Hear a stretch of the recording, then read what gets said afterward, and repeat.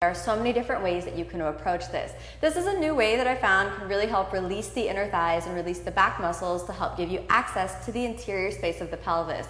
You want to be sure you're a little warm when you try this, and if you're not warm, you could do a few sun salutations in order to get that really deep in the body. Okay, so here we go. You want to put your mat close to the wall, and if you have sensitive knees, you might need more than a mat. You might need a blanket under. Then you're going to come forward onto your hands and knees.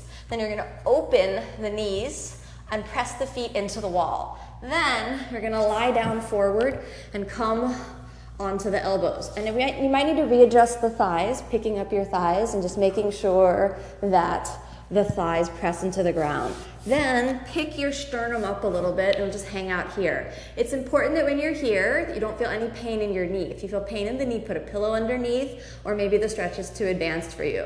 Okay, so since this is half of an active stretch and half of a passive stretch, we need to figure out where in the body to relax, where in the body to engage.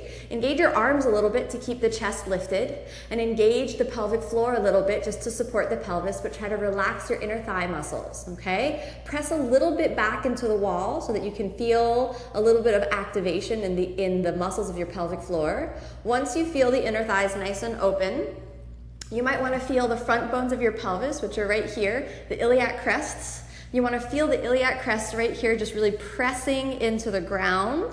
So you want to tilt that forward and down. You'll know when your body feels open enough. I feel pretty open from here. Then you're going to take your toes and press your toes together. Then you're going to reach your toes down and angle back, back, back, back. Sort of back yourself up into the wall as far and as close as you can go, and then they'll reach a point where your heels will touch. Keep contact with the wall so your toes are pressing into the wall and the heels are touching, and just hang out there again. Remember to press the iliac crest again right here into the ground, feet touching the wall, and then try to arch your back a little bit to go a little deeper into the posture. And then you should feel your inner thighs really opening from here. Try not to push your belly into the floor. Suck the belly in, and that'll just help pivot your pelvis a little forward. Then, in order to test out how deep you can get into the straddle, open your legs out like this, and then see if it's possible to push back into the wall. And again, we'll just stay for a few more breaths. This time, you want to make this active. Lift up the kneecaps and reach the feet forward, and press into the wall. Then do it one more time. Pick yourself up, lean back, see if you can touch. Lean back, see if you can touch. Hold it up there for a moment, and then let yourself fall back down. Hold and hold.